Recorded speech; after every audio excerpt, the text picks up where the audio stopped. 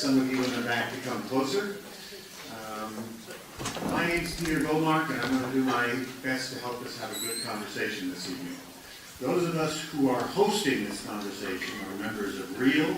That's a behind-the-scenes group of people who work together informally to help find a new path to the human adventure on this planet that will allow us all, including natural things, to prosper rather than to suffer and die.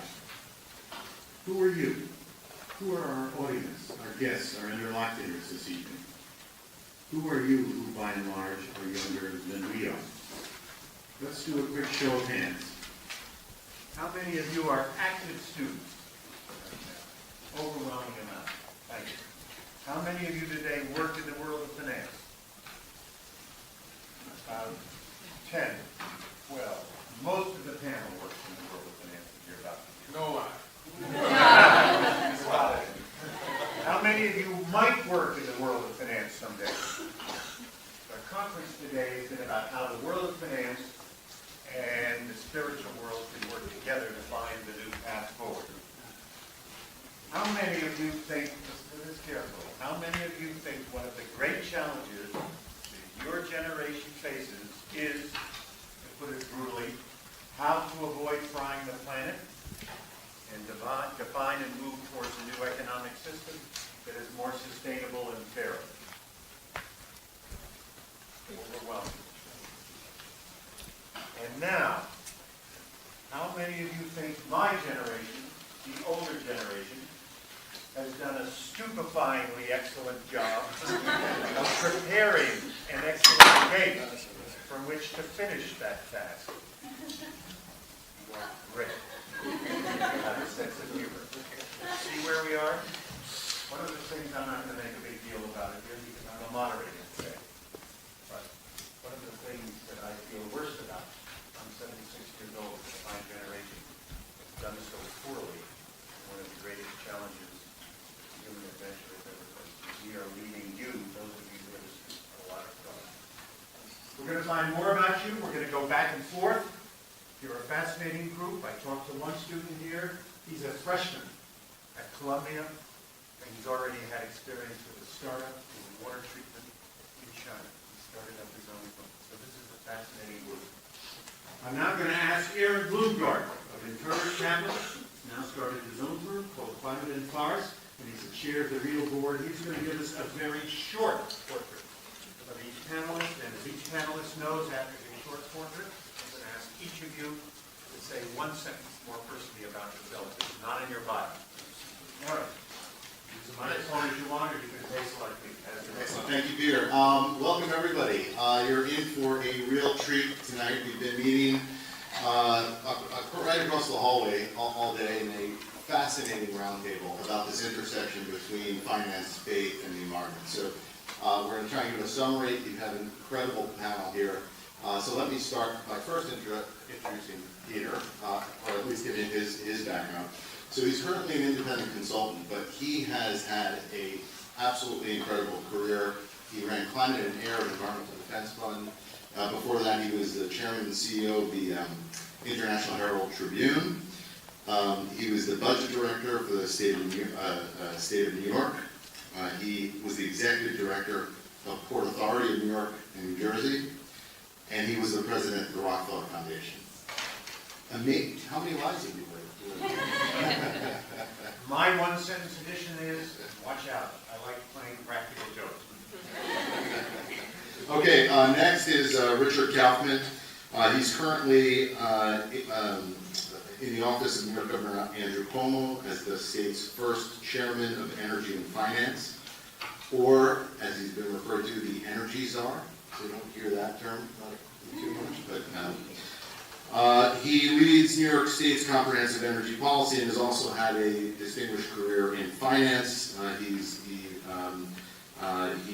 was the CEO previously of Good Energies, a leading investor in clean energy technologies, and before that a partner at Goldman Sachs, where he chaired the global financing group, and he was vice chairman of Morgan Stanley's institutional securities business. My fun fact is that I remember the first time that I met you, Peter, and you talked about rice. Where were we? talk about pay attention to rights. I think there's a story here. No. And I know why I was talking about rights. On to Hilary. Okay, Hilary Irby is Managing Director and Co-Head of Morgan Stanley's Global Sustainable Finance Group and leads Morgan Stanley Investing with Impact Initiative. She also leads strategic initiatives at Morgan Stanley's Institute for Sustainable Investing. She has experience previously in venture capital, also former Goldman Sachs, and has experience in internet consulting and the internet business. My fun fact is I took the usual path from finance to culinary school to New York City restaurant back to finance. Wow. Okay, next is Jackie VanderBrug, Managing Director in the Office of the CIO for Bank of America Global Wealth and Investment Management. She co-chairs the Impact Investing Council and is responsible for the Impact Investing Platform. Her background, she's written a book on gender lens investing and has experience in gender lens investing. She's got the experience in the nonprofit side and started her career actually in the U.S. Congress as a policy analyst for U.S. Congress and as a strategy consultant. So my fun fact actually goes to that starting. I actually wrote job control language for mainframe computer terminals. Had to walk up 4 stairs to get the printout and pull off the sides of little holes that were punched to do analysis of domestic policy legislation. So this is the where you start may not be where you end up in your career story.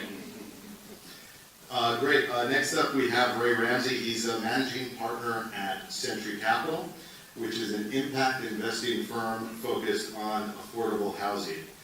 He has been in a leadership position as the CEO or president of numerous businesses, too many to read all of them, and also a director on numerous boards, also too many. I'll just mention one, which is the Morgan Stanley Institute for Sustainability. So, Right, I've switched jobs a few times.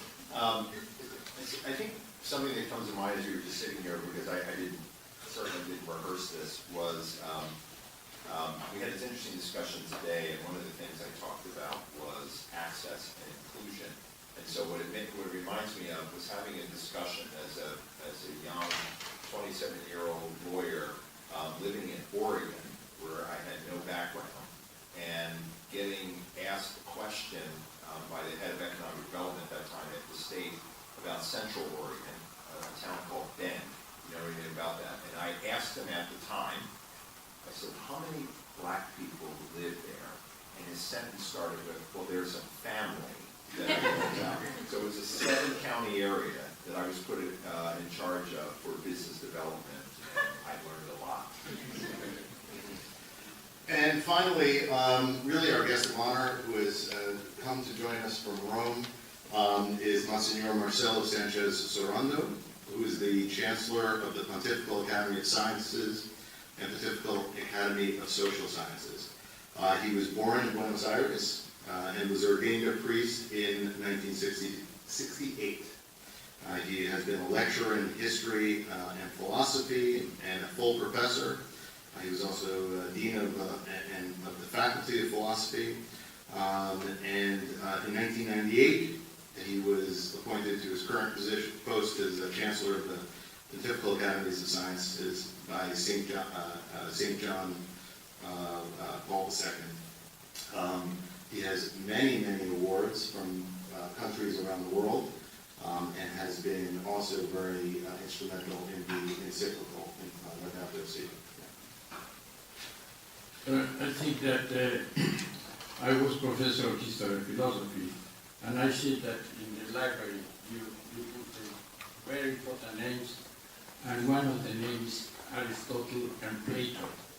And I think that we need, in some sense, to come back to Aristotle that put the economy in the politics and economy need to be guided by the ethics, by the values.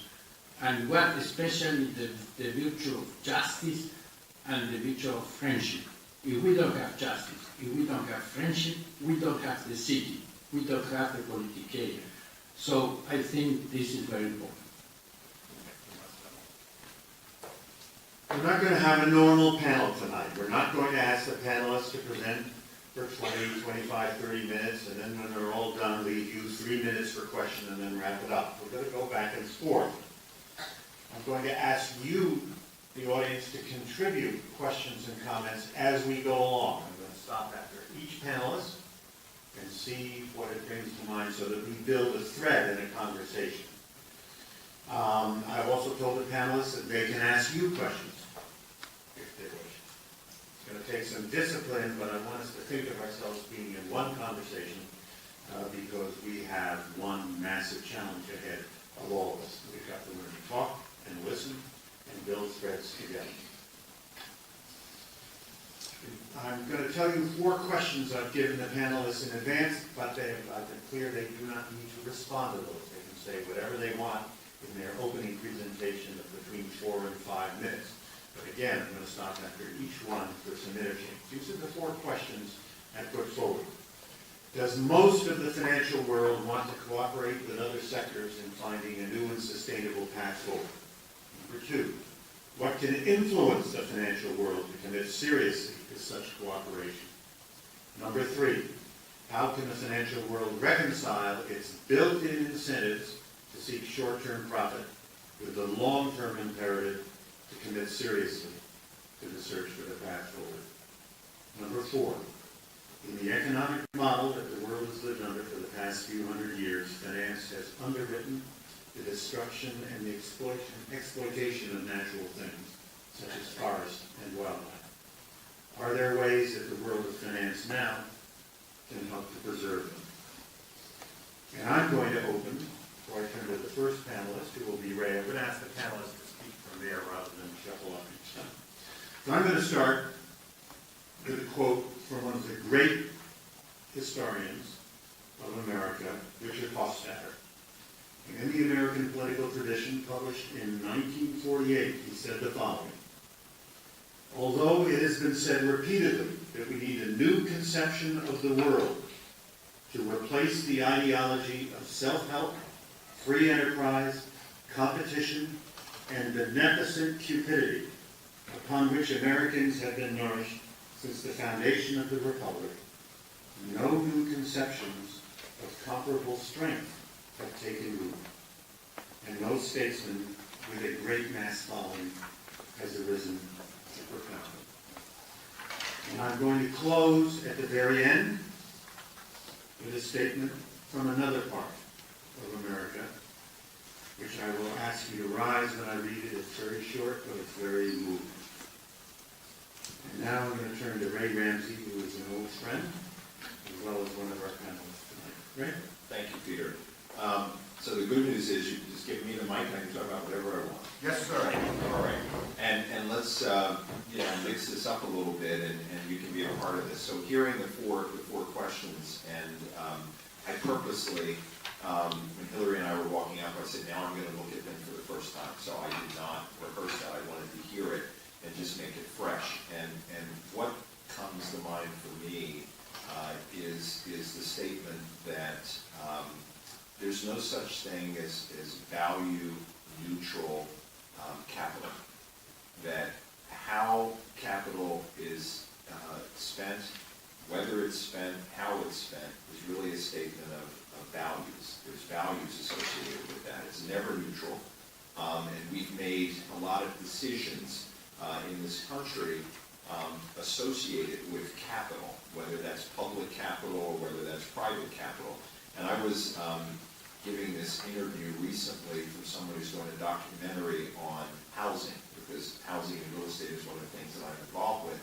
And what we were having this interesting, he's a filmmaker, but he's doing a documentary, we were having this interesting conversation about housing policy in the United States. And I was making this point about that it wasn't neutral. There were statements made of how we spent it. So you go back to the 1940s, we were looking at what to do with the GIs when they were coming back. And so there were decisions made about that capital. But we were also deciding on the role of, because we had the baby boom we get a boom in population. So suddenly the invention of the suburbs, and we were putting money into infrastructure, into roads, and then you had this proliferation of what we now call the suburbs. So capital was spent and there were values behind those decisions. But then there were also walls that were erected, where one part of the city was black, one part of the city was white. Where those freeways were located were not just benign decisions. Who was on which side of the railroad track? What was done on the side of the river? So again, when you start looking at how things look today, you can go back in time and look at those decisions that were made, and you're able to say, what values, or we should be asking, are associated with that? And fast forward now, there are many decisions that get made. Zoning decisions, again, that's a form of capital because it's financial capital, but it's also human capital decisions. And it really comes down to, are we, all of us, asking the right set of questions of people who are in power, whether those are financial institutions or whether it's our government, because we're all using capital. And then asking, well, what values are behind those decisions, these allocations? And I guarantee you they're not benign. And what has to happen is people, one, being willing to ask the questions, but asking the right questions and showing up in those places where those decisions get made. And this was always in my heart and in my mind, and I'll stop in a second here. I was very fortunate after I took that job that I was joking about in Oregon, and it actually went well. I don't know how or why, but I stumbled my way through that. And I had this seminal moment in my career, and when the governor of the state, Governor Goldschmidt, asked me to be the housing secretary for Oregon, and I was 29. And I took that job, and this is where the spiritual part came full circle for me, because I was raised in a Roman Catholic family, and the spiritual part was very important to me. And I, at that age, could not have felt totally worthy to have that job. And I went back to my office and I said a prayer. And my prayer was that housing in the state will never be the same. And I aligned my values with what I needed to do with overseeing those finance programs. And a lot of those decisions that I made then, as that 29-year-old, things are in place today. There's a lot that has happened because of that. And so for me, that was a defining moment.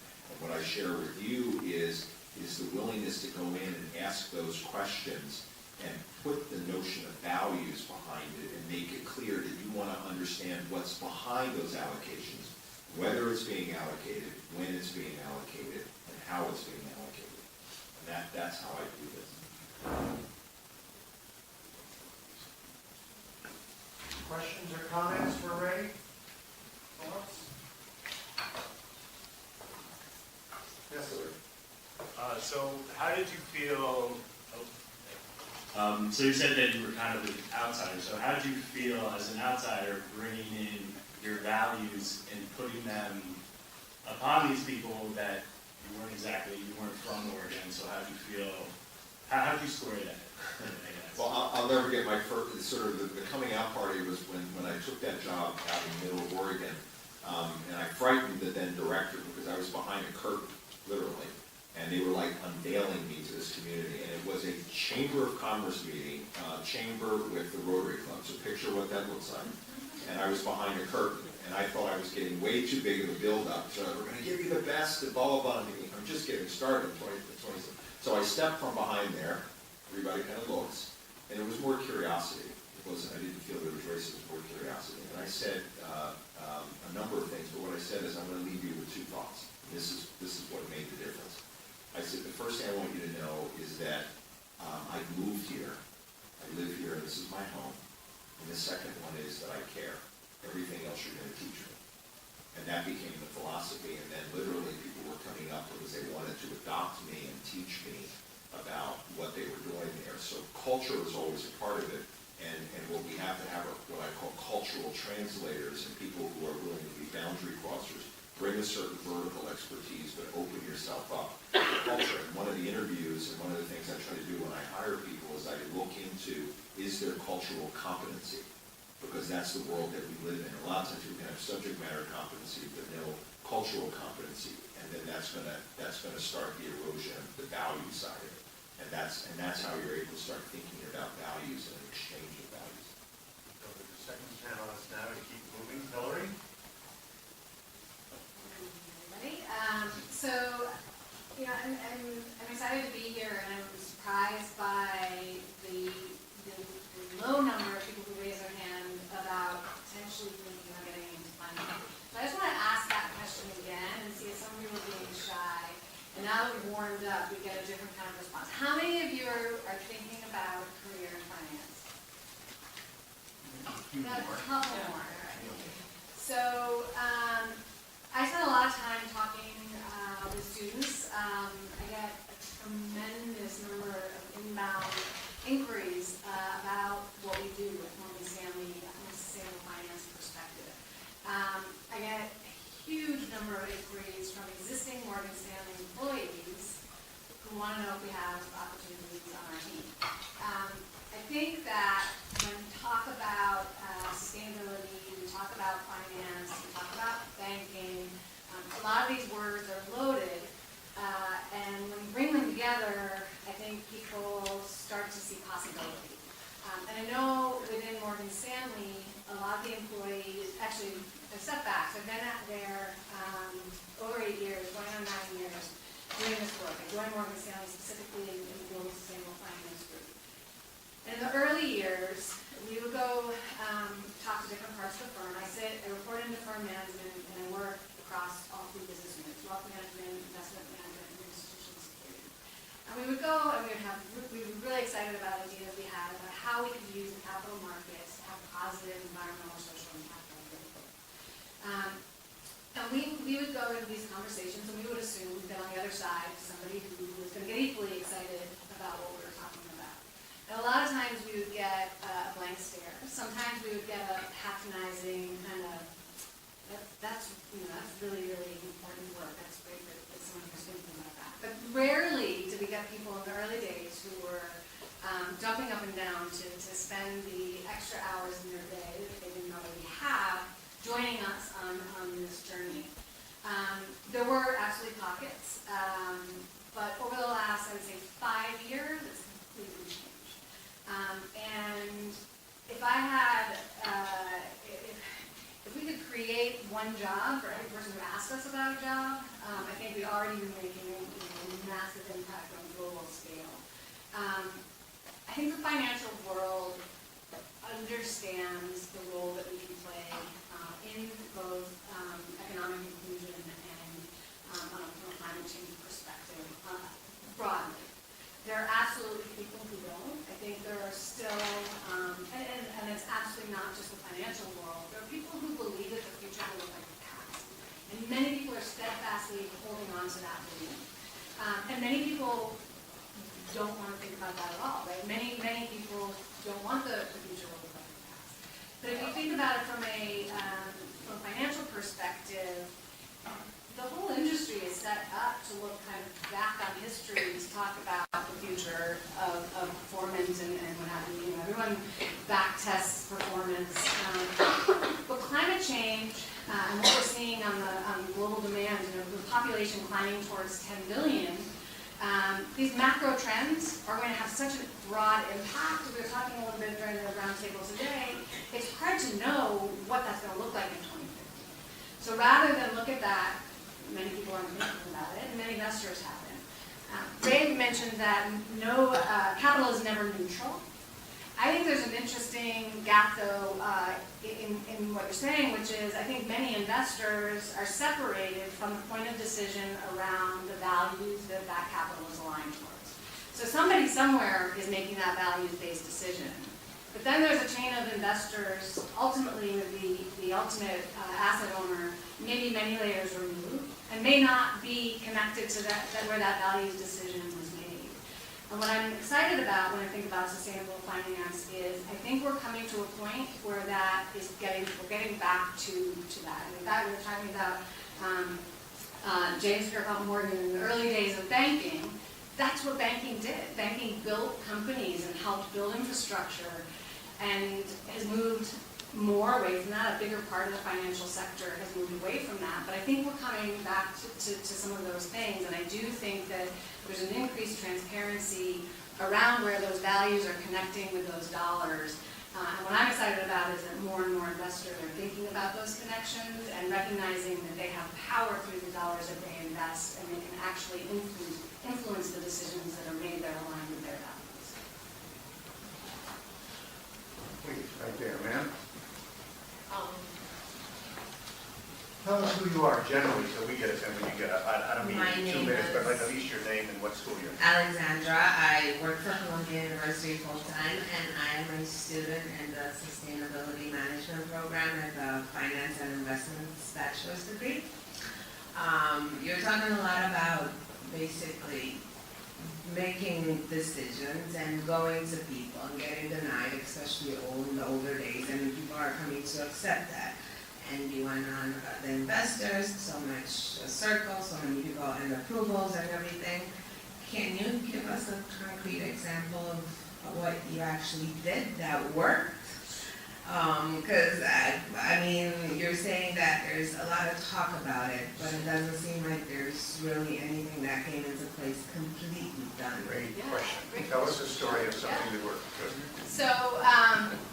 So one of the things that we thought about early on was how do we make decisions about the approach Morgan Stanley is going to take from a sustainable investing perspective that is authentic to who we are as a business. And one of the core businesses we have is wealth management. And we were starting to hear pockets of investors ask a lot of questions about the impacts their investments were having. And so going back to 2010, we laid out a plan to create a platform to help investors who are interested in making a risk-adjusted market rate financial return alongside a positive environmental and social impact.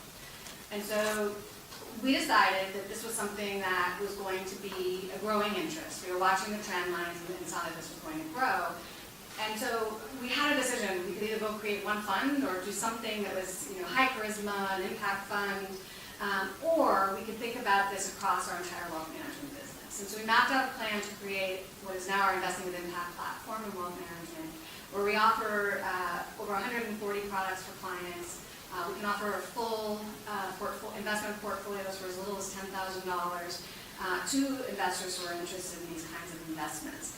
What it has done is catalyzed discussion with a huge range of investors, from small investors to some of the largest institutions that we deal with, to think about the additional impacts their investment portfolios have. So we have portfolios for clients who are Catholic values investors who are interested in taking the portfolio and implementing that across their entire investment portfolio. So equities, fixed income, and private market investments. But they want to have a combination of an environmental and climate change solution-oriented investment, and they also want to think about the inclusivity of that. How can they bring more people along? How can they get better energy access at the same time thinking about the carbon impacts of a portfolio?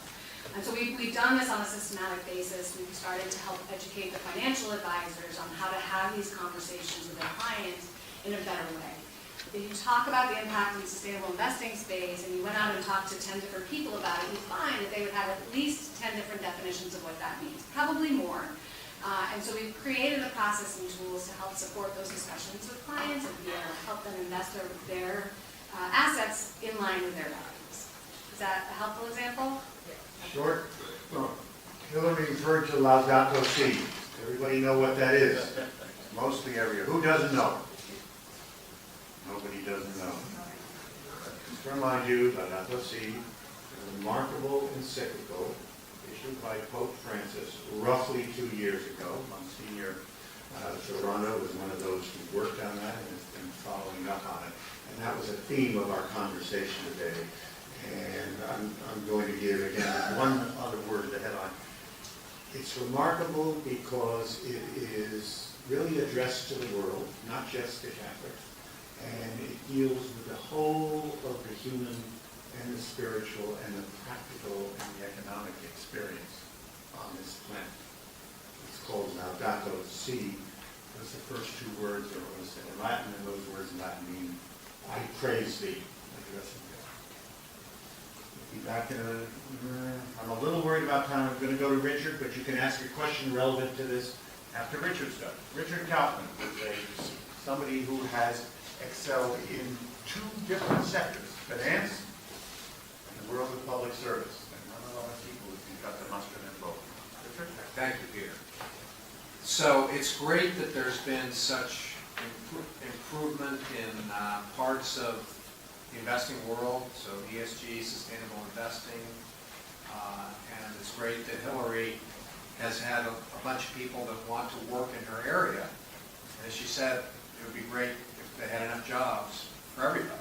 So what I want to talk about is the mainstream, because we still have lots of work to change mainstream investing.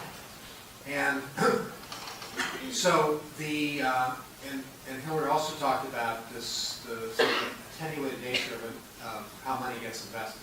So there are asset owners, and then there are asset managers. And I don't know the statistics at this point, but I'm pretty sure that the majority of money is managed by somebody else. So the asset manager is different than the asset owner.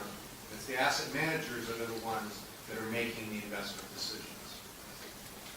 So if you look at Columbia, for example, Columbia is the asset owner through the endowment, but Columbia hires a bunch of people to manage their money, and those are asset managers. So if you talk to asset managers, and you say, do you believe in climate change? I'm pretty sure that they're going to say, yes, we do believe that there's climate change. I think if you ask them, do you think it's going to have an impact on markets? They're going to say, yeah, I think it's going to have a big impact on markets. Okay, so, well, what are you going to do about it? Well, they say, well, we will get out before there's a problem. Okay, because I think some would say we're in a carbon bubble. But the problem with when you're in any kind of bubble, an asset manager that's evaluated on performance, how they do against other asset managers, can't get out without the risk of underperformance. And in fact, there are some laws in pension funds that pension funds have to be invested to get the best return. So you have to do what other people are doing. So one of the other challenges that exists is this asset management industry is not an asset liability management industry. They only manage the end investor's assets. They don't manage the end investor's liabilities. And in fact, in general, we do a poor job in our economy sort of matching the duration of assets with the duration of liabilities, and we also do a poor job evaluating the value of intangible assets and the value of intangible liabilities. So it's not just the problems of climate change and all those liabilities, we also have a hard time really evaluating the intangible assets of people's heads. So it's not like the stock market or financial assets are valued always appropriately on the positive side as well. So I'm just going to leave with one last thought, which is I think that all this is going to change. And it's not just going to change because of climate. It's going to change because we went through a very long period where financial returns were twice as much as they had been in history. And when we think about stock market returns, we think about it being, I don't know, probably most people think, when you talk to people that grew up since really in the 80s. So most of the people you know that have had long careers in the financial services industry, CFOs too, they think, well, I don't know, 12, 15% returns in the stock market, that seems like a reasonable return. But actually, if you look at kind of, that's twice the historic average of markets. Not exactly, it was kind of 18%. But probably we could be in a period where if returns revert to kind of mean, we're talking about equity returns that are in the mid to high single digits. That's a very different world. The whole asset management industry has been built for a world which may not exist in the future in terms of fees and everything like that. And so it means that the asset management, and it means, of course, the liabilities Also, the pension funds are expecting that they have to get 8% or more returns to satisfy their liabilities. So there's a real tension in our society away from climate change about this whole question about how money is going to be invested and how societal liabilities are going to be satisfied. And so that's the real opportunity for those of you interested in finance, because I think the whole industry is going to be restructuring. And one of the ways that where there are opportunities is that it's going to mean that there's tremendous demand for long-dated financial assets that have a yield. And so that's very good for things like renewable energy projects. And it also means, when I talked about intangibles, this world of data, which is all around you, which you guys know a hell of a lot more than I do, that it's going to help with things like greater valuation of intangible things. And it's going, both intangible assets and intangible liabilities. And it's also going to create opportunities for different kinds of projects that involve different kinds of value streams.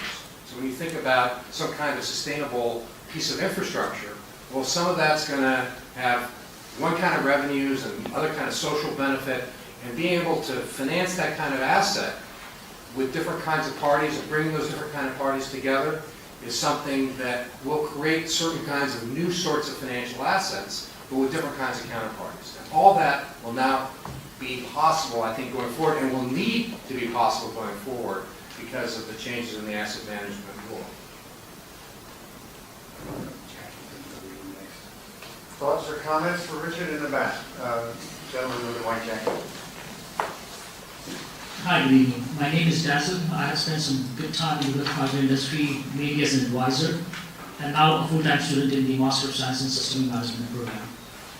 I completely agree with the point that asset managers mainly manage assets, but they don't manage liabilities. And we have seen that issue several times with leveraging, especially in a low interest rate environment, to make those returns, but the asset manager or the advisor has never looked behind to see whether the client can manage that liability for what they are encouraging them to make those returns.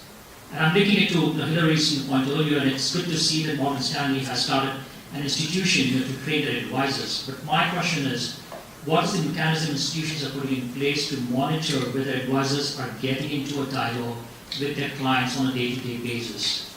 Are the KPIs and incentives of the advisors aligned to get into this discussion and speak to their clients on this kind and really make a shift in the investments going forward? Hilary, why don't you swing at that, but Jackie, you I was gonna let Jackie take that second question. It's a great question, and actually, so I also work in the wealth management space for Bank of America, and we did make an announcement earlier this year that we were integrating impact into our traditional goals-based process. So this point was really well made, right? The industry is in massive transition and will be. Part of that has been towards a goals-based orientation. We haven't done it all that well, but this aspect of your wealth is not about whether or not you beat the benchmark. That's how the manager may be evaluated, but your wealth has a set of goals behind it, whether it's putting your kids through college or providing for charity, or if you're a nonprofit, meeting your the expenses that you have over time, a whole set of other things, right? So what we're doing is taking impact and bringing it into that conversation in the same way that you would have a conversation about education, about retirement, about philanthropy and other pieces, and training advisors as to how to have that conversation. So it's a process. Sounds like it's changing. Yes, ma'am. The question then becomes, sorry, I'm an undergraduate in the Sustainable Development Program, and the question then becomes, how are you having that dialogue, the meaningful dialogue with amenities, environmental amenities, and the future generations that don't have necessarily the voice to represent themselves today, in the present?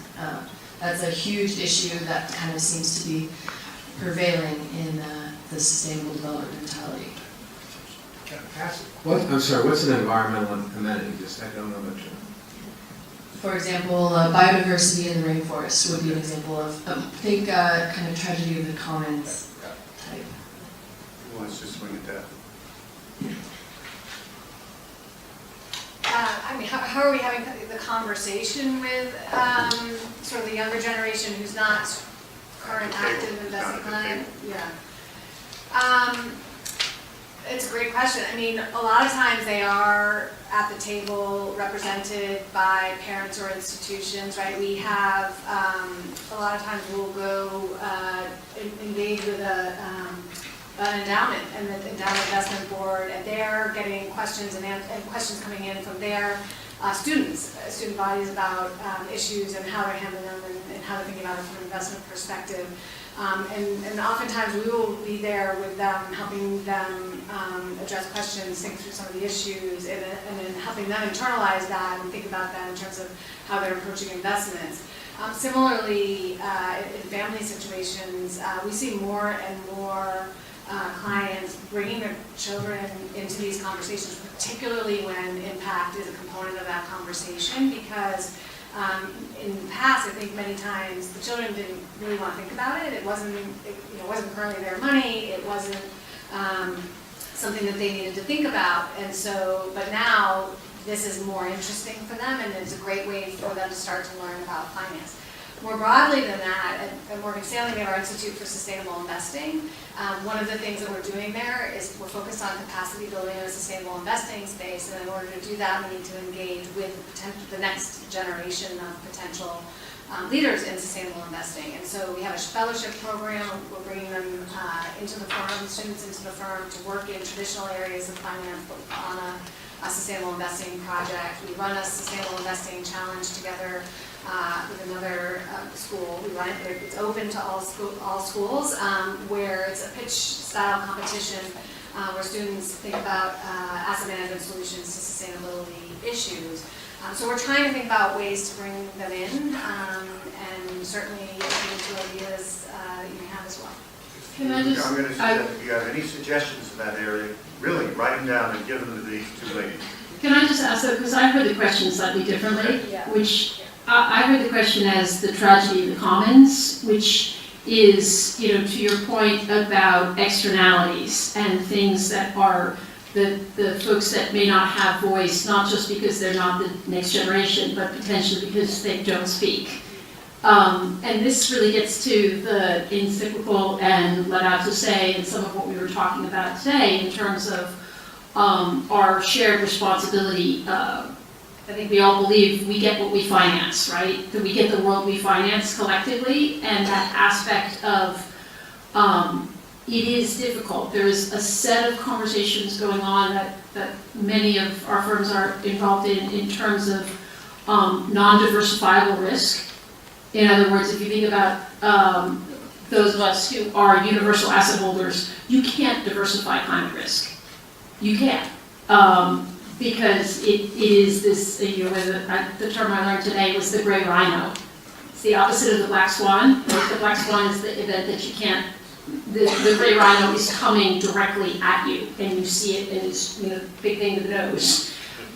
So biodiversity risk, not quite as clearly seen, I think, now, but starting. The one thing I will say that does really play in Wall Street is to be able to price it. Right, Wall Street understands pricing risk, and in as much as we can start to language it in that way, which we can't always, and maybe you can have Monsignor jump in here on this question. Maybe. You want to comment on this, Monsignor? Biodiversity of the encyclical Laudato Si. What is your question? Let's wait a minute. We're going to get Jackie, and then your presentation. There was a hand over here, am I right? I don't know this one. The lady in the, yes, the lady with the scarf. Thank you. So as you talk about these risks that Wall Street is so good at pricing and the externalities and also valuing liabilities, do you see a future where we're not talking anymore about sustainable finance or impact investment, but just finance and investment? And is that soon? Take that one. I'm happy to start. I'm sure you have the thoughts as well.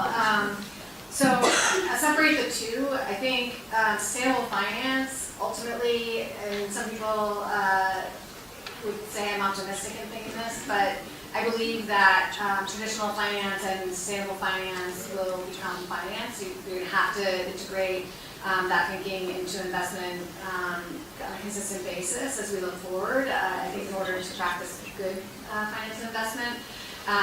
Impact, I think, is slightly different. There's a focus on specific outcomes and solutions, and I think there's always going to need to be a fine point focus on specific issues. And I also think when you think about the kinds of capital that can come into play to address issues, it's not always the capital markets that can solve that. And so I think in the area of impact, there might be a broader set of tools that need to come into play, and so I think it's going to be a little bit different. That's what I would think. We need to get on to the other. Hold your questions. We're going to come back to them. Jackie, take a few minutes, please. Keep moving. Yeah. So I'm curious, on a scale of 1 to 5, put up a finger. How much do you think, 1 being not well at all and 5 being, it's an important tool, how much is finance a tool for social change? All right, you're my people. I really did come to this work through doing social change first. I was on the impact investing side, and do see this aspect of the capital markets as part of, and let's be clear, because part of what we talked about today was the capital markets in concert with policy, in concert with corporate action, in concert with nonprofits are really what we need to go through clearly this massive transformation, which is not going to be without waves to a lower carbon economy. We've been talking a bit about ESG. I just want to check ESG. How many people really confident got that? Okay, really helpful. Environmental, social, and governance factors. And this is one of the things that is revolutionizing financial analysis, and is why Hilary and I agree that this is the direction that sustainable finance will just be finance in the future. So our lead U.S. equity analyst, a woman named Savita Subramanian, has written a number of papers recently, but the one that sort of rocked my financial advisors was where she said environmental, social, and governance was the best predictor of long-term volatility of earnings volatility of companies that she had in her 20-year history ever found. Right? So this is not like, oh, this stuff is interesting. It is material to the way she as an equity analyst looks at companies. So this is no longer stuff for those wearing Birkenstocks who love trees, right? This is hard data that is material to the way that we look at companies. Now, by the way, it doesn't mean that you don't look at the other aspects of valuation. My favorite analogy here is that environmental, social, and governance data is to investors what the X-ray was to medicine. When we got the X-ray, we understood how to examine someone better, but we didn't stop looking in their ears or listening to their heart or doing all the stuff that was done before. So that's ESG. The other side that Hilary mentioned, the huge movement around impact, which is to say, for the things that we want, lower recidivism, better job training, less homelessness, is there some way that we can use the capital markets and biodiversity being in this to shift that? That's more focused. Quite frankly, it's more bespoke. It takes a ton of effort. We did a social impact bond around reducing recidivism in New York City. It took about 2 years to put together a $15 million deal. This is not efficient for Wall Street. But part of the reason we do it, and part of the reason, is that our investors are saying, this matters, I want this. So if there's 2 other trends I'll throw out to you that matter to me a lot, one is data, right? So the role not just of ESG data, but of big data, of corporations being transparent about what they're doing, but also of all of the web scraping, drones, and everything else that's providing more information so that we can look at this.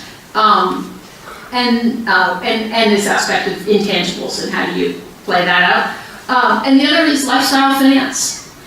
So the way that you think about your investments you being the royal you is totally changing in terms of how that is an extension of your values, of who you are. And that matters, because 15 years ago, if you said, I want to invest in an environmental way, your advisor would probably say, well, it's really hard to do, you're going to lose money, and it won't matter anyway. And at this point, you can go in and say, not just I want to invest in an environmental way, but I care about gender equality, I care about human rights, I care about LGBT rights, and your advisor should be able to answer that, and if not, you should keep asking questions and find another advisor. I'm going to go directly to the last panelist, so we can open up and go where we want.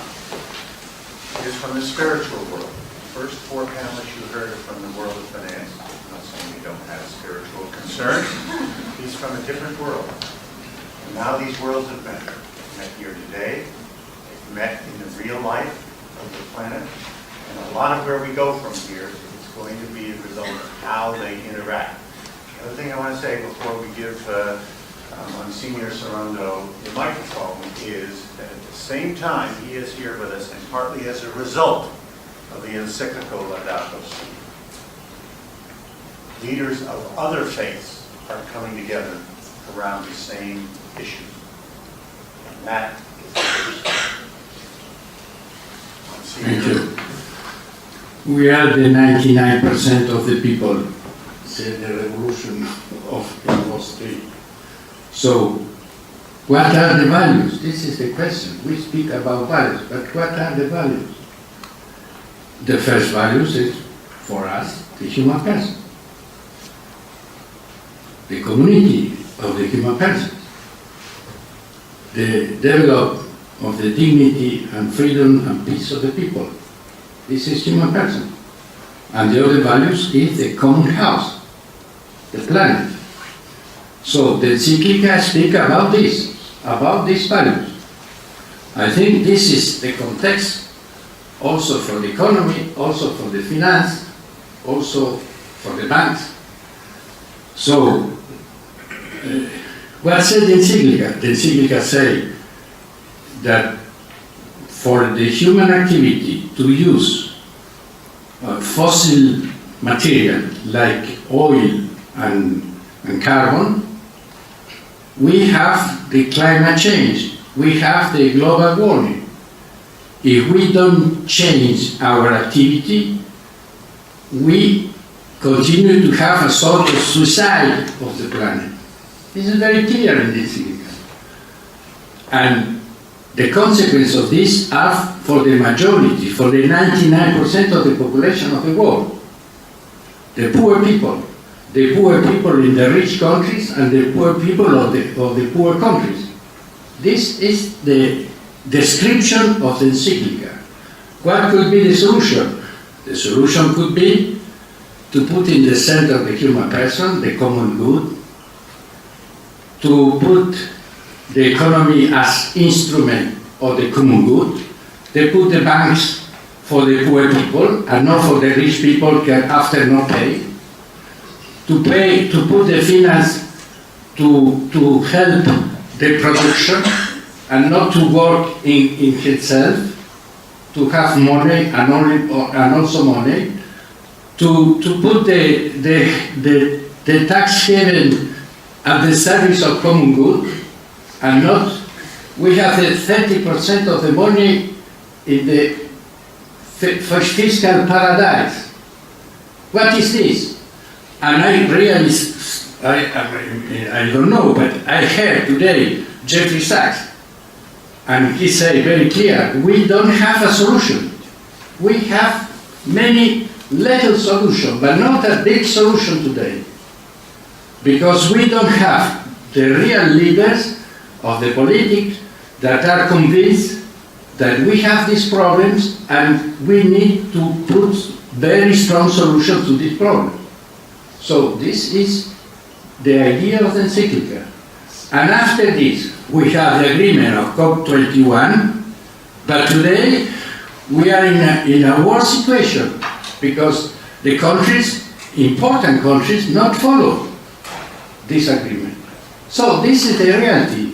It's important that all people be awareness about this reality, especially young people, to try to move the public opinion to change the things, to change the politicians, to change the economists, to change the banks. I think that really is incredible.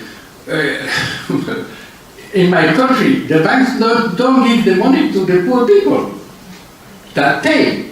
No, give the money to the rich people that are sure that they don't pay.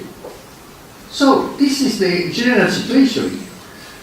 We need to really have a change, very big change, a big solution of the big problem. So, it seems. I'm going to say something that's going to surprise you a little. I once wrote a newspaper column. For several years I was doing it.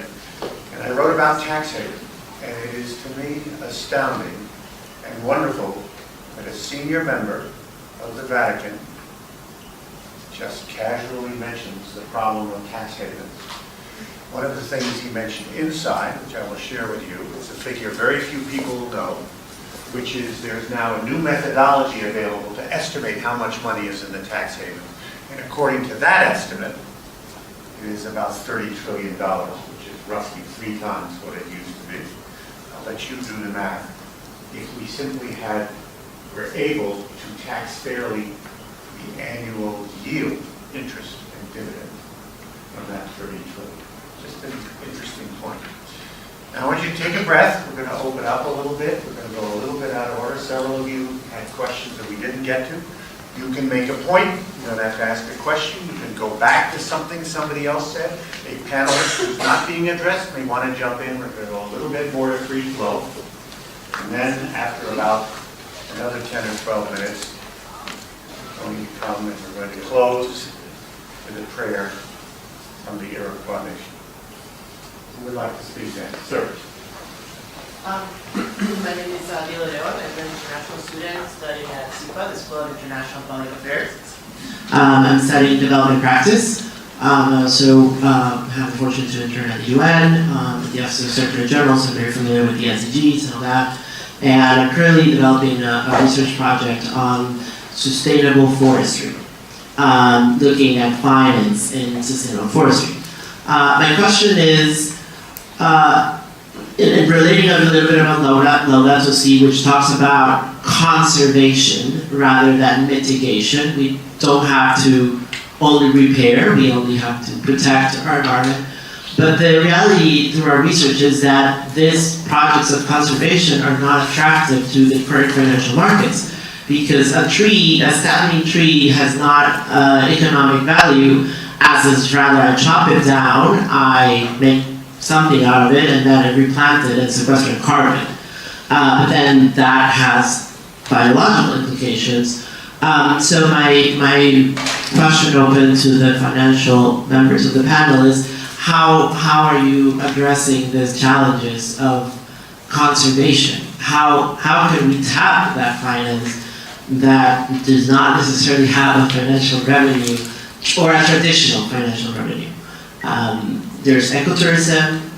We have found some, but not at the scale that is required to protect these areas. So I would like if you could talk a little bit more about that in general. Monsignor? Yes. What is the importance of the trees?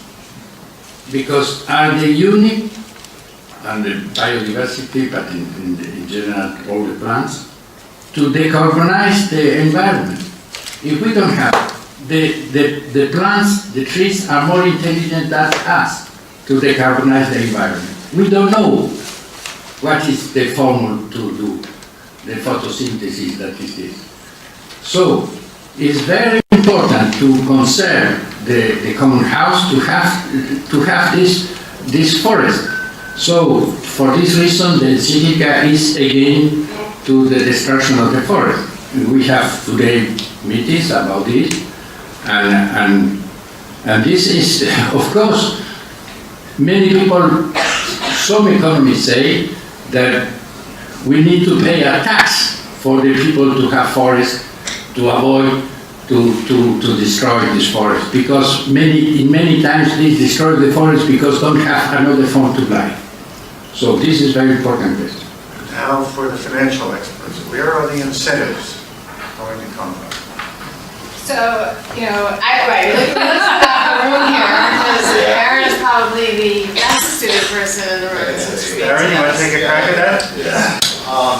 And I'll be quick since I'm not on the panel, but you know, there has been a lot of work around RED, reducing emissions from deforestation and forest degradation.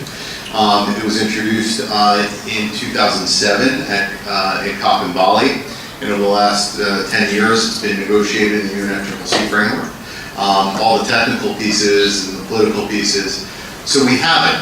What we don't have is the demand for RED credits, right? Carbon credits that RED produces. The hope is that after the Paris Agreement, with the different carbon pricing systems that are coming into place in California, aviation, China, that eventually these systems may accept RED credits. And the whole purpose of RED is to do exactly what the question was proposing, which is to put a price on standing trees.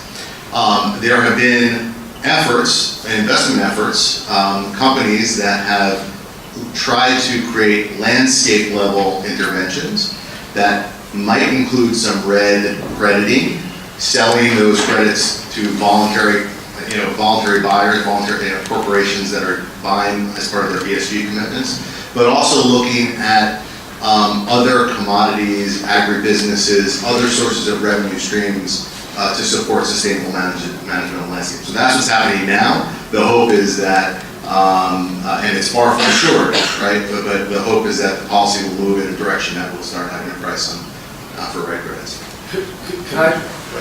So I just want to talk about the timber thing just in New York State just for a second, because I'm going to go to a place that you're going to be surprised about, which is that actually in New York State, we burn a lot of fuel out of upstate, and there's terrible problems with the economy in upstate.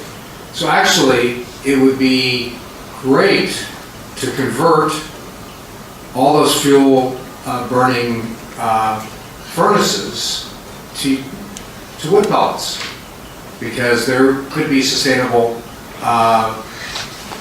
forestry in the state, which create employment, reduce emissions, be a great thing. So what's the challenge? Well, the challenge is it's not economic to, there's not enough scale to build out that industry.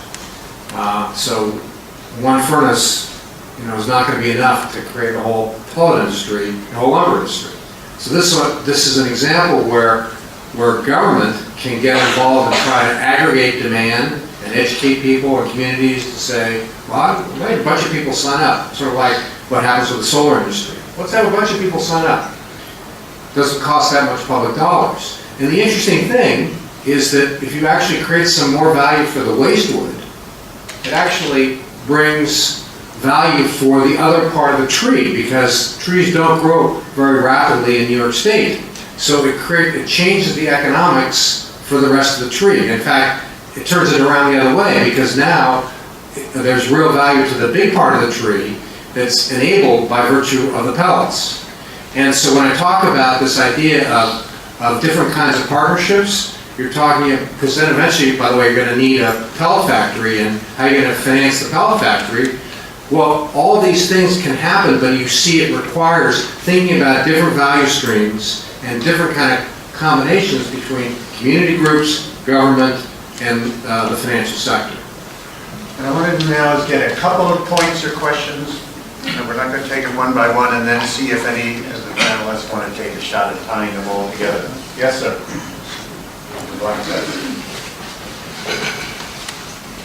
Thank you. Kevin Coley, I'm the director of the Thomas Berry Forum for Ecological Dialogue in Iona College. I'm curious about the industry that manages people's money. I'm wondering, is there a point at which advisors or managers would say to somebody who comes in and wants to invest in a fossil fuel industry or want to invest in a coal mine, does that person get discouraged ever by managers? Good question. That's going to hold that young man here, then we'll come to you. My name is Owen. I'm an undergrad student here at the college. I actually had a question for Richard. You mentioned briefly the carbon bubble. What are the particular financial and legislative tools here in New York State and the country in general that are being used to walk us back from that edge? And given the broader political atmosphere. Good, because of the time, and depending how the rest of the concerns go, I may ask you to come up and buttonhole Richard on that afterwards. Ma'am. Hi, my name is Emily Portman. I'm an MPA student at SEPA, actually Professor Gondek's class in Ethics, Values, and Justice. And to the point of that class, we learn about different stakeholders and what their values are. And we're talking about these financial monoliths making these value decisions. And how do you get to the Monsignor's point of going to the people, to the community, and seeing what that value system is and translating it to your strategy? Across the aisle, ma'am. Front row, or second row. Good evening, my name is Wayne Murphy and I'm a second year at SEPA and studying international finance and economic policy. So my question is, we've talked a little bit more maybe on sustainable investment and also impact investment. Seeing how these two are very new within the realm of finance, can you talk a little bit in terms of how within your institution you individually measure sustainable investment? What are the indicators that you're using, whether to measure the return or even the investment itself to qualify as being sustainable? You've had your hand up before, thank you. Good evening, my name is Agatha Ruch. I'm a graduate student at the School of Professional Studies. I'm majoring in negotiations and conflict resolution. And I'm also a veteran of the United States Marine Corps. And my question is about values and how the financial sector actually actively lobbied the policymaker in the policy process. Specifically, since it was mentioned that asset management and asset owners have different idea about liability responsibility. At this point, the industrial complex invests a lot of money. And I am here because of GI Bill. So that I have huge return personally on waging war of, I guess, providing horror to different parts of the world. How does the financial industry these days take responsibility versus how it used to take responsibility in lobbying the government? Right behind you, ma'am. I wanted to go to one of the points that Rey raised about valuation of capital assets and of non-capital assets and thinking about sustainable investing and investing overall. In addition to the ESGs that Jackie brought up, what do you see as being different tools in terms of actuarial systems or in terms of different applications of tools for valuation, so as to promote sustainability goals and to be thinking about outcomes rather than outputs? Come back up front here, there's two, lady in orange, and blue. Hi, I'm Jordan Burns. I'm a 2012 graduate of CC. I have a question actually about something Mr. Ramsey said as well. Just about what value is actually behind an investment. So you spoke a little bit about redlining and the highways that went through inner cities, and that there was a kind of a debate that took place about whether or not that was the value that was being put forth or spoken about, even if it was implicit or explicit. And that kind of mixes with, although one can have this feeling behind an investment, that's not actually what the value or the end value will be from that investment. I just wanted to know if anyone had any comments on that. Lady in the front to your left. Hi, my name is Audrey, grad student at SEPA, and my question is, what is the current level of engagement between the financial industry and the scientific community at large, particularly academia, in understanding the core issues of climate change? Here's what I'm going to suggest. So a lot of these questions are quite specific. I'm going to ask them, you stay 3 or 4 minutes afterwards and ask them to come up. Anybody want to take a crack at putting together some of the more general questions or trends? There was one that I wanted to, because it came up in a few places, and I just wanted, one of the things is that I think none of us are here who are in the financing world are saying that things are where they need to be. that every one of these areas, there's room for it to get better. And one of the themes that I was hearing coming from you, and I've just been reflecting on it, is the stakeholder involvement. Several of you sort of asked that. And I think that's just one of those areas where we're still learning and thinking about what to do, right? So we're used to the asset owner, asset manager, that relationship, but the dialogue is getting expanded. You know, in sort of, in my world, looking at place-based and looking at financing, housing or commercial spaces, it's widening who's in the room, who's at the table, and that's where, you know, we can have that values discussion, because they're painting a vision for where they want that to be, and we're always trying to think about how to do that better, because ultimately the product is going to get better and it's going to make the returns better. But there's more room to be done overall, is what I would say. Monsignor. See, I want to put also another question that is really in relation with this, and is also in the Laudato Si, and this is the new form of slaves, the new form, the extreme form of the globalization of indifference, say the Pope. And these are in the figure of forced labor, forced prostitution, traffic of organs, and this, the money each year to move all this is $150 million. So we see with the Pope John Paul II, that they are a structure of sin. So some organization that the end and all the media they use, the instrument to use are bad, are evil, and many times these structures not only are disaster in itself, but also have an influence in the good institutions that the human being create in the history to arrive to the happiness and the common good, the banks or other institutions. So, what is the reason that many banks clean this money? And this is a reality. And there are a writer, Italian writer, Saviano, that say the head of the cleaner of this money are not in Mexico, but are in London, at the banks of London. So we need to speak about these things. Thank you. Here's what I propose. I'm going to read to you, ask you to rise for this, the thing I want to close with, which is a prayer of the Iroquois nation. It's not well known. They are a part of our history. We come together now, again, at this moment in human history, to figure out our path again. It's very interesting. Then we'll give the panel a round of applause, and then they have agreed to stay a couple of minutes. You can come up and ask all of your specific questions. There's one other specific question. Let me ask you to rise for this.